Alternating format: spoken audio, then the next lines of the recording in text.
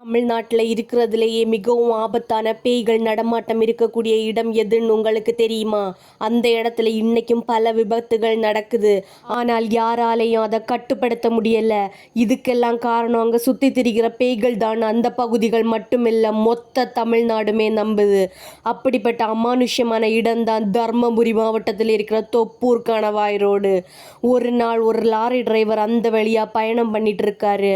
அவர் போயிட்டு இருக்கும்போது அவர் முன்னாடி ஒரு வெள்ளை கலர் புடவை கட்டின ஒரு உருவம் வருது.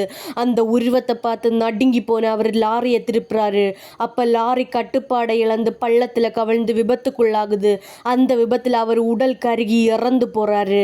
அதுக்கப்புறம் அந்த பகுதியில தொடர்ந்து பல விபத்துகள் நடக்க ஆரம்பிக்குது. அப்புறம் தான் அந்த பேய பல பேர் பார்க்க ஆரம்பிச்சாங்க. இந்த முழு கதையை கேட்ட பிறகு இருக்குன்னு நம்புறீங்களா இல்ல கட்டுக்கதை அப்படின்னு நினைக்கிறீங்களா அப்படின்னு மறக்காம கமெண்ட்ல சொல்லுங்க.